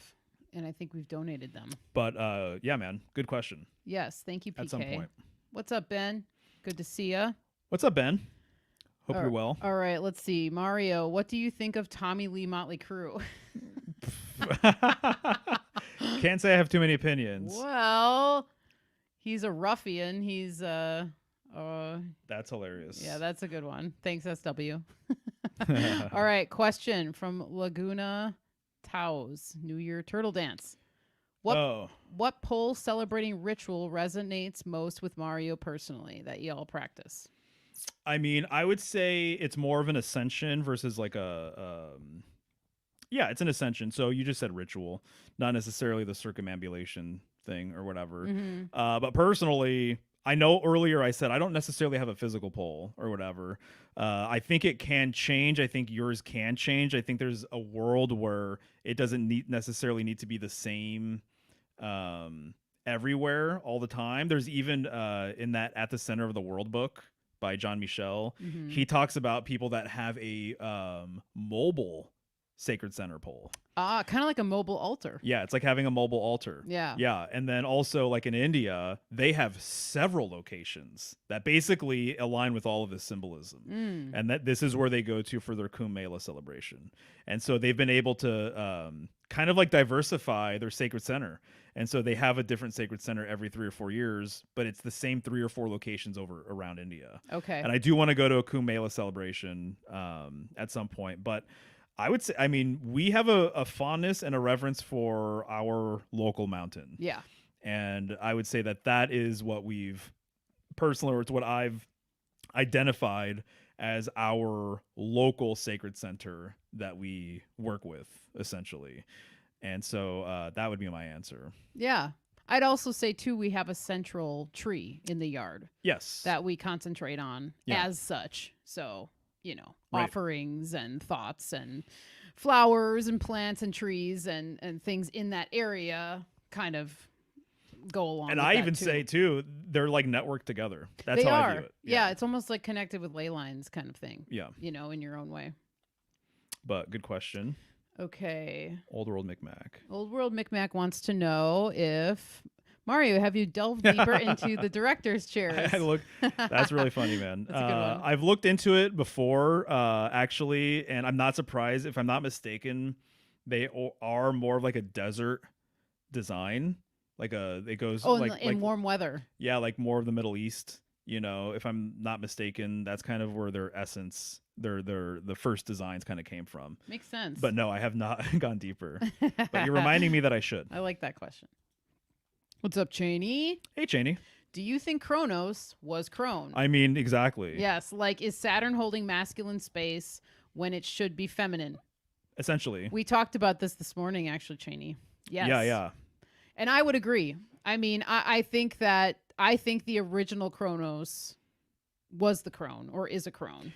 Yeah, that might even be a good follow-up episode to do, because there was even stuff that we talked about that we didn't mention today. Right. But I would like to look into it a little bit more and do some follow-up research with it. But essentially, basically, yeah, I have zero issues with perceiving it that way. Yeah. I mean, just as she just mentioned, Kronos and Crone. Exactly. Yeah, exactly. And kind of when you talked about how, the flip from the feminine to the masculine, and then what have you. So it's I'll just say it's interesting. We have this idea of astrology that like everything fits right now. So there's a planet for this, there's a planet for that, there's a sign for this, there's a sign for that. So everything kind of fits. It's almost like it's a complete system, I guess, in a way. But like these types of things really get my mind going of being like, well, is this it's not going to be like this forever though, so even when I was talking to Robert Phoenix, I really suggest people check out that chat. I had an awesome time. It was a really good... we'll do it again. And so I feel like I leveled up just by talking to him, and he's so aware of so many different things with astrology that it was awesome. But he even suggested, as an example, because we're talking about the moon, he's like, okay, cool. He's like, so if the moon is bullshit or it's not part of like the real system, should we do away with the moon in astrology, and then what would take its place? And I was like, whoa. I'm like, you're like an astrologer and you're saying this. Yeah. I'm like, that's really interesting. And I'm like, I hadn't even thought about that. So like my answer was, and I can't remember if he prompted it or suggested it, but that Mercury could also rule Cancer. Should we not acknowledge the moon anymore as being the rulership of Cancer? I think that would make a lot of sense. So as an example, I guess what I'm trying to say is that Saturn having its current place right now, that's masculine, I see a place for it. I have an understanding of it, and I'll never not probably like Saturnian paintings where he's like eating his children and stuff like that.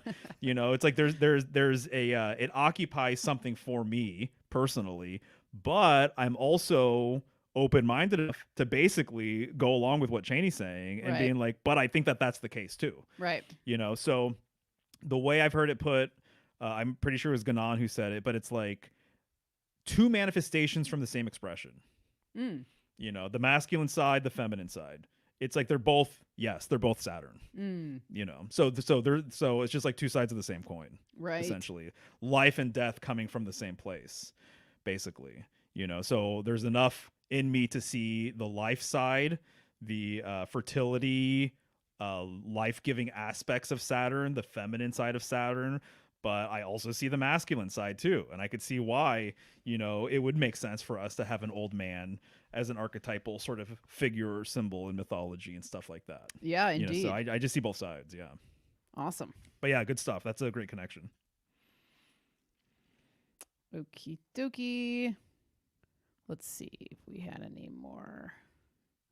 I think we might be.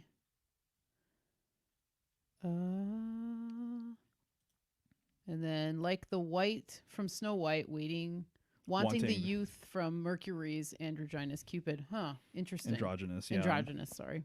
Yeah, you're good. And I think I saw one more question down here. One more question mark, anyway. There we go. That probably that one, the This natural one? law, but it's not. I don't think it's for me. Yeah, I don't think it's okay. Well, Awesome, dudes. Thank you for hanging out. yeah, and if I missed, oh, Yeah, okay, exactly. here I knew there was one more. K. Okay. What was the system with the 5 ages? Hyperborean, Lunarian, Aryan, Atlantean.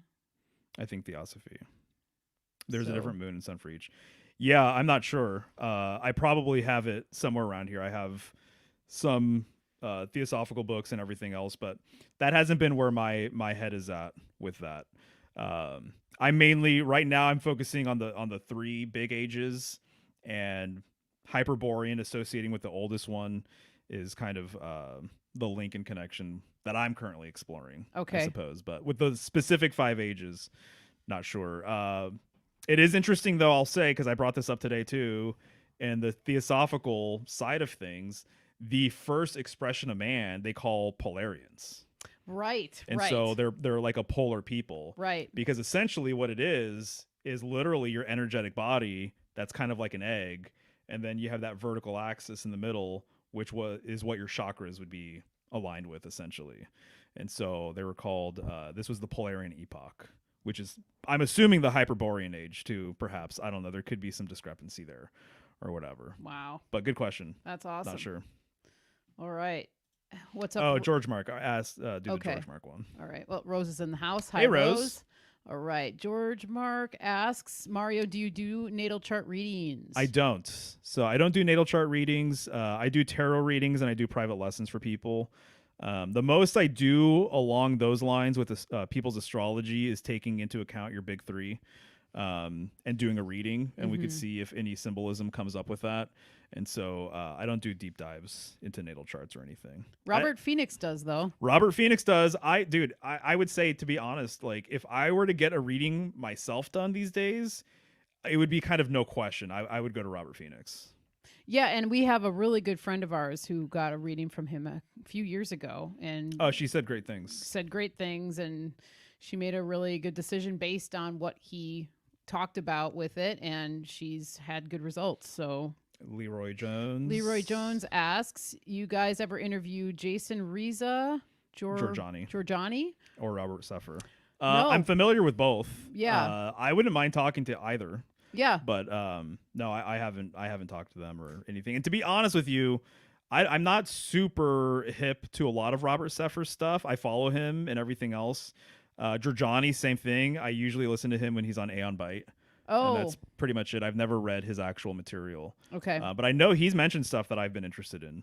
And I know that there's stuff, like I'm pretty sure like he goes through a publisher that's like Arctos Publishing, and you know, there would be things to talk about. Oh, I bet. Yeah. Yeah, and Robert Seffer, he's always got some good stuff coming out. His videos on YouTube anyway. So, all right, let's see. So the branch asks, Michelle, what are the plants associated with Saturn? Well, I'm glad you asked, Joshua.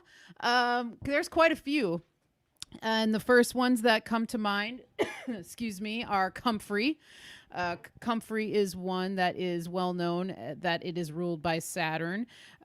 Bone health, the nickname of it is knit bone because it is known for its excellent ability to heal broken bones, ligaments, tendons, you name it, skin. So we're talking boundaries, all of that kind of stuff. Elder is another one that is ruled by Saturn. There's quite a bit of lore around Saturn and Elder. And I would say that the Elder connection to Saturn definitely validates the crone side of Kronos, because Elder is known as like a crone tree. And it's guided by and ruled by Saturn. And so it's also said that there's an old crone that lives in the elder tree, and that when you harvest anything from the elder, whether it be wood, berries, leaves, flowers, you name it, you ask the elder mother, the crone elder that lives in the tree, for permission to do it before you do so. And if you fail to ask for that permission, it is said that ill health may fall upon you and or your household. So there's a whole thing with elder that is awesome. And a lot of times elder wood and elder branches were used to make actual fencing. It was either harvested and used as a fence, or elder typically grows on the border of land. It likes the edges of properties. So it is a natural bordering shrub or tree.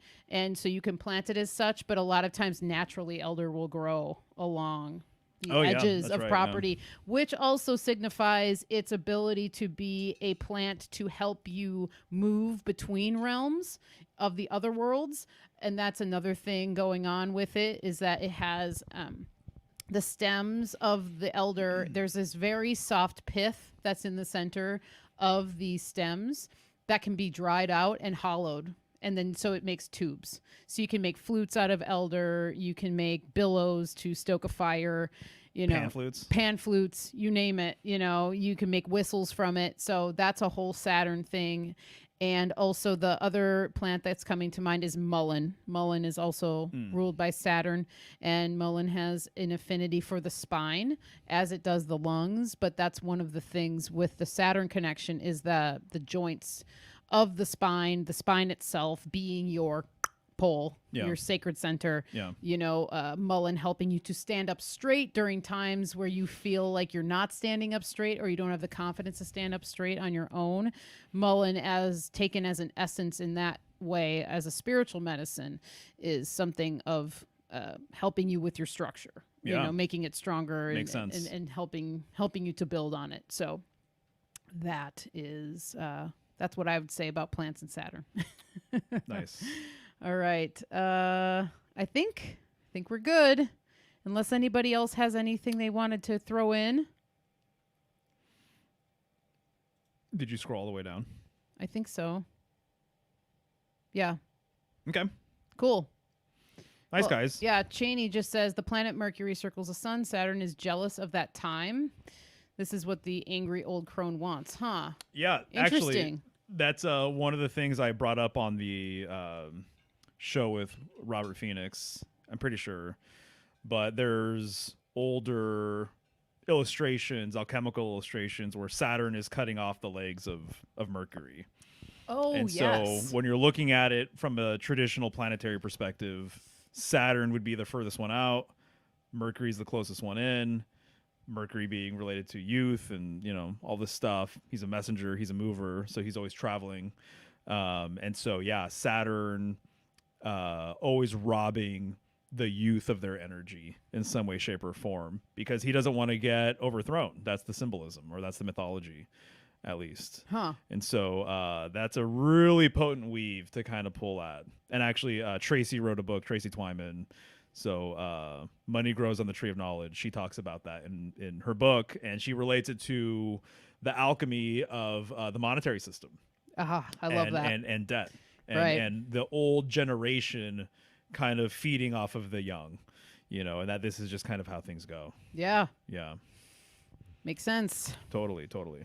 Alrighty. Well, as always, folks, we've got some updates, so I'm going to throw this up on the screen.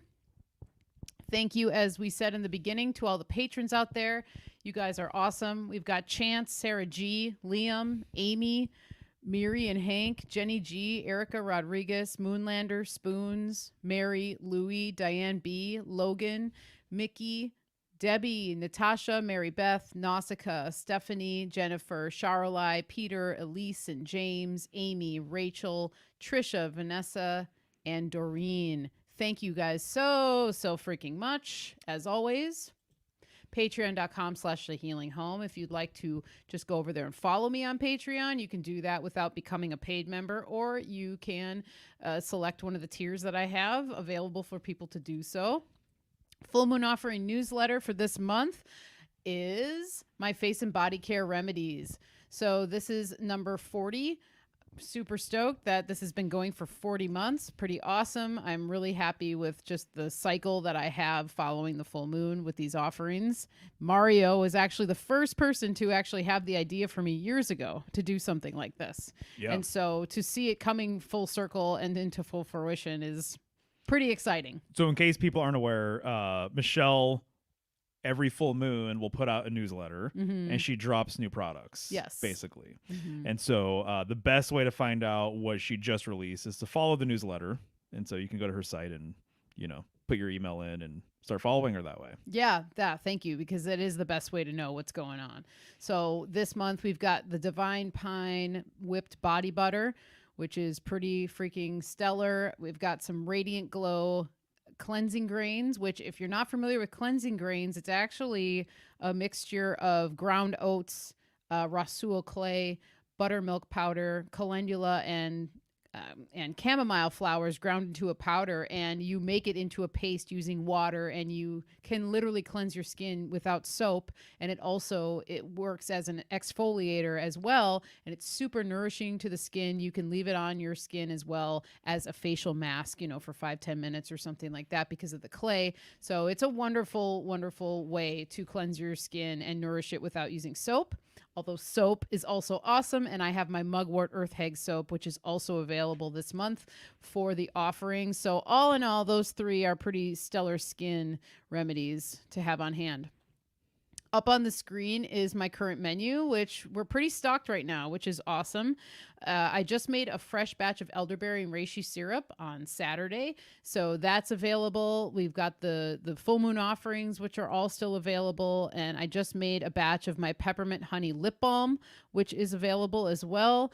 Mugwort smudges are still in stock. I've got deodorant, and I also have a handful of fresh herb tinctures that are all available up on the store, michelleshealinghome.com. I recommend the elderberry and reishi syrup, and usually when you put that out, it goes. It does go fast. So just saying, if you want some, you should get some, sooner than later. And I already sold 2 bottles of it, and it does go fast. And I make a pretty small batch of it. Exactly. So I've only got 13 bottles in total. So if you do want to get your hands on that, and with this batch, I did use dried elderberries. The first batch I made this year was with elderberries from our tree, but I only have a small stock of those. So I used black elderberries for this one. So it's kind of like my OG formulation using the black elderberries. So for people who've had it in the past, it's that original recipe, just for reference. Full Moon Offering newsletter for January will come out on the 25th of January. So you can look for that coming up at the end of this month.